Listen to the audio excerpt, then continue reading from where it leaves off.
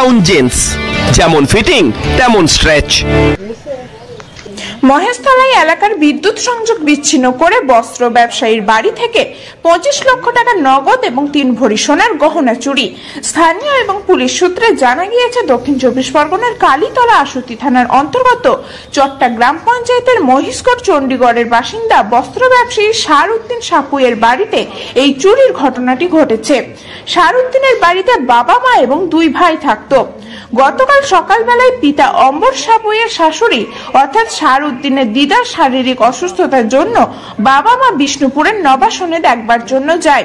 সন্ধ্যাবেলায় ফোন করে ছেলেদেরকে জানানো হয় তারা আজ বাড়ি ফিরবেন না, তারা যেন ঘরে তালা মেরে বের হয়, কারণ 2 ভাইয়েরই হাটে বস্ত্র নিয়ে যাবার কথা ছিল।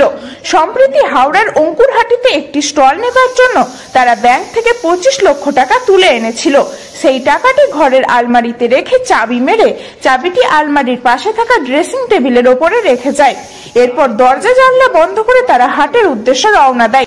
ঘটনাটা হচ্ছে, আমরা নানির শরীর খারাপ ছিল, মা আর বাবা নানিকে দেখতে গিয়েছিল সন্ধ্যার সময়। নানির বাড়ি নবাসন দেখতে গিয়েছিল, ওখানে ছিল, খুব বাড়াবাড়ি অবস্থা ছিল। তা আমাদের ফোন করে বলেছে যে তোর নানির এরকম শরীর খারাপ, আজকে আমরা যাব না, তোরা হাটে যাবি, তালামালা দিয়ে বেরিয়ে যাবি। তা সেইরকম হিসাবে আমরা ঘরের দরজা ভাত চাত খেয়ে দিয়ে ঘরের তালা চাবি দিয়ে আলমারির চাবি ওখানে সব যেমন থাকে তেমন দিয়ে চাবি নিয়ে হাটে চলে গিয়েছিলাম। তারপরে সকালে কাকারা উঠে দেখছে এই অবস্থা হয়ে আছে, ফোন করতে আমরা এসে দেখছি, উঠে দেখলো তালামালা কেটে কাপড় চোপড় ছড়ানো আছে আর আলমারি সব খোলা আছে। আমার 24-25 লাখ টাকার মতো টাকা ছিল আর 3 ভরি গয়না ছিল। এত টাকা রেখেছিল কিসের জন্য?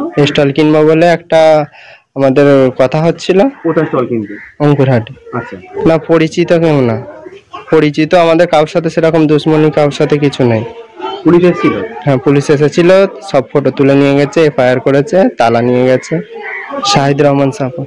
আজ সকালে পার্শ্ববর্তী অন্যান্য ভাইদের পরিবারের লোকেরা দেখতে পায় ঘরের পেছনের দিকে রান্নাঘরের দরজাটি খোলা এবং গ্রিলের তালা ভাঙা। সামনে গিয়ে দেখতে পান ঘরের দরজার তালাও ভাঙা এবং আলমারির যাবতীয় জিনিসপত্র বিছানায় লন্ডভন্ড অবস্থায় পড়ে রয়েছে। পরিবারের দাবি, গতকাল রাতে এলাকার বিদ্যুৎ সংযোগ বিচ্ছিন্ন করে দেওয়া হয়েছিল।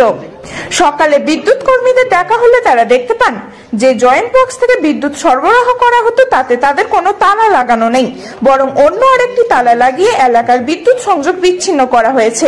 অর্থাৎ পরিকল্পিতভাবেই কে বা কারা এই চুরির ঘটনাটি ঘটিয়েছে। আমার নাম সেকেন্দার সাপু।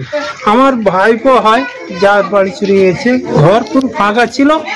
এমন সময় রাত 11:15 থেকে আমাদের বিয়ে বাড়ি একটা লাইটিং ছিল, সেই লাইটিং সমস্ত বন্ধ। রাত ইলেকট্রিক চলে গিয়েছিল। হ্যাঁ, 11:15 থেকে লাইন নেই।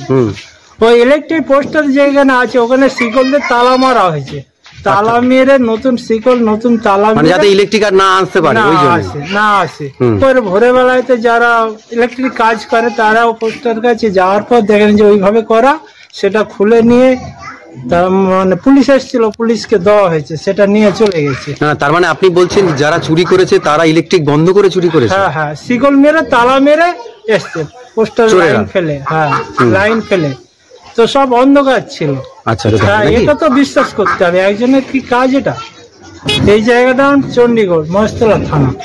ঘটনাস্থলে কালীতলা আশুতি থানার পুলিশ পৌঁছে কাটা তালাগুলি নিয়ে যাওয়ার পাশাপাশি নির্দিষ্ট অভিযোগের ভিত্তিতে তদন্ত শুরু করেছে।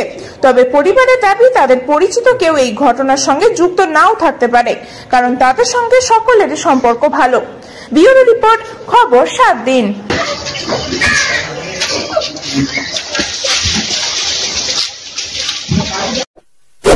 এমনই তাজা ও গুরুত্বপূর্ণ খবর পেতে খবর 7 দিন চ্যানেলটি সাবস্ক্রাইব করুন এবং নোটিফিকেশন পেতে বেল আইকনটি টিপুন।